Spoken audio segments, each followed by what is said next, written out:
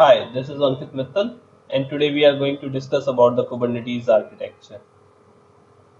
Before we begin with the installation of the Kubernetes and work on how the different components of the Kubernetes can work and how we can deploy our Docker containers and then application within a Kubernetes cluster, it's really important to make yourself familiar with the Kubernetes architecture. So the following diagrams shows the Kubernetes architecture. And starting with the kubectl, this is a command line tool which is available with you to interact with the kube API server to control your entire Kubernetes cluster. So next is your Kubernetes Master. The master nodes in the Kubernetes is a node which controls all the other nodes in the cluster. There can be several of those master nodes in a cluster if it's said to be highly available, or there can be only one. If you got a single node cluster, then that node will always be going to be a master node. Next is your Kube API server. Kube API is the main part of the cluster which answers all your API calls. This uses the key value store for storing the configuration of other persistent storage such as etcd.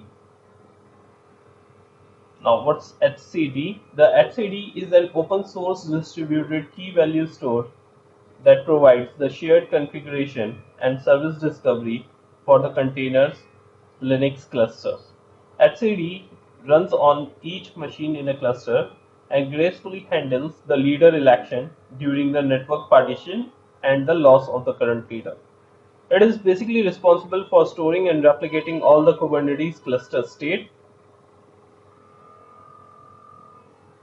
Next comes your service discovery. So through etcd we can implement the service discovery within the Kubernetes. But what's the service discovery? It is an automatic detection of the devices and the services offered by the devices on a computer network, which uses the service discovery protocol, which is a network protocol that helps accomplish service discovery that aims to reduce the configuration efforts from the user. The service discovery becomes particularly important in a microservices kind of environment where the different microservices which are already running in an environment needs to interact with the other microservices. So service discovery plays an important part where a new service can detect the already running services and can interact with them using a protocol called service discovery protocol, and this is facilitated within the Kubernetes using the etcd. Next comes your kube scheduler. The kube scheduler is responsible for pods and their requisite containers which are going to come up on the cluster.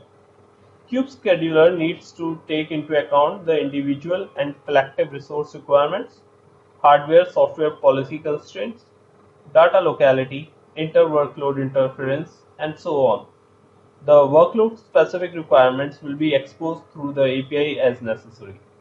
So kube scheduler is the one which is responsible to determine on which node the container should be deployed, and it takes the various policies and the constraints provided from the API to determine on which node the container should be deployed. Next comes your Cloud Controller Manager. The Cloud Controller Manager is a daemon that embeds the cloud-specific control loops. Now, what are control loops? In application of automation, a control loop is a non-terminating loop that regulates the state of the system. And Kubernetes basically implies the state using this control loop. So, for implementing the states within the cloud, it can make use of the Cloud Controller Manager. And since the cloud provider develops and releases at a different pace compared to the Kubernetes project abstracting the provider specific code to the Cloud Control Manager, binary allows cloud vendors to evolve independently from the core Kubernetes code. It is responsible for persistent storage, routes for networking, and so on within the cloud, such as your AWS.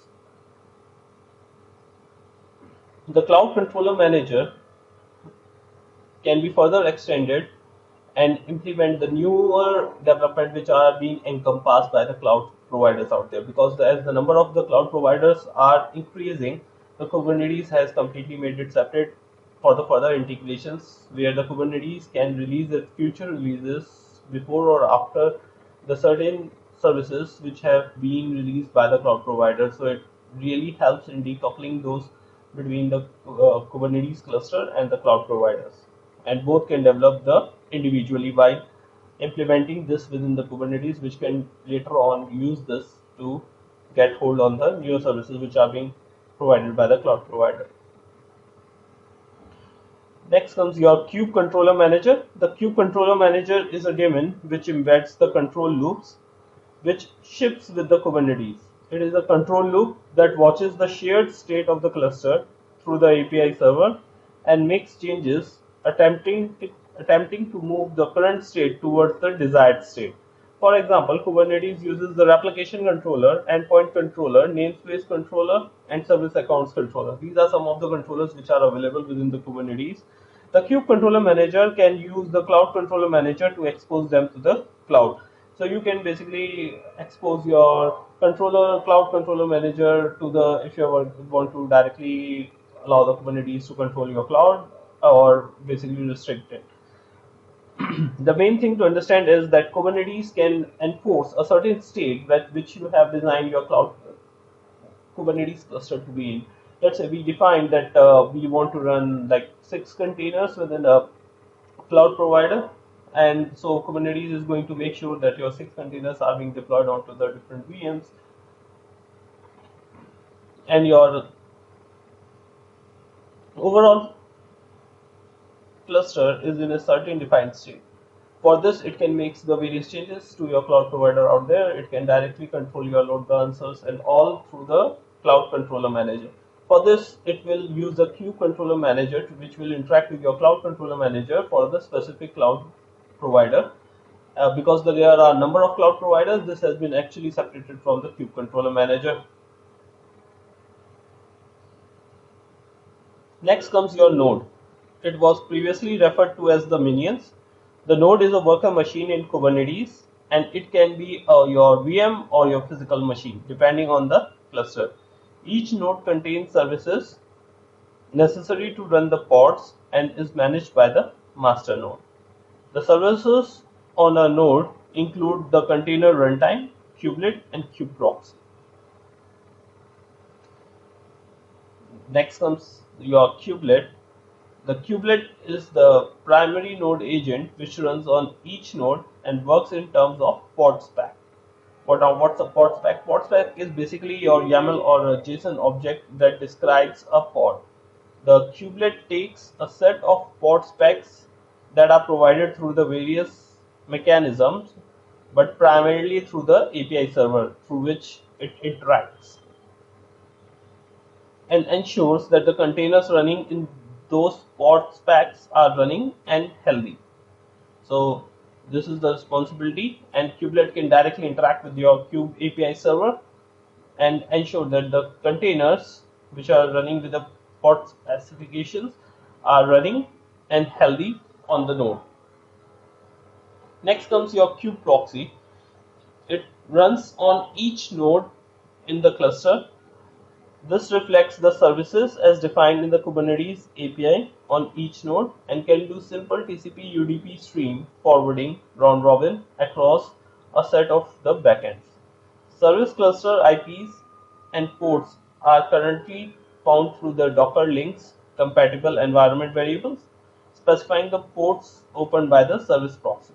There is an optional add-on that provides the cluster DNS for these cluster IPs. The user must create a service with API server API to configure the proxy. And this is how it's going to route all the traffic from your Kube API server to the kubeproxy. Through kubeproxy, all the traffic flows, and you can provide both the TCP and the UDP streams and you can implement the different algorithms within this. Like you can directly forward over to your uh, pods, or you can use a round robin through the kube proxy. Next comes your pods. The pods are the logical unit within the Kubernetes on which the containers are deployed. You can deploy the multiple pods together if you want to run the close end-to-end containers which needs to interact with them. And these pods are the primary deployables which are going to run your containers over the node. So this is the overall architecture of Kubernetes.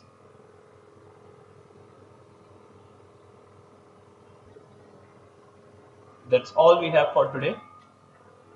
See you in the next session.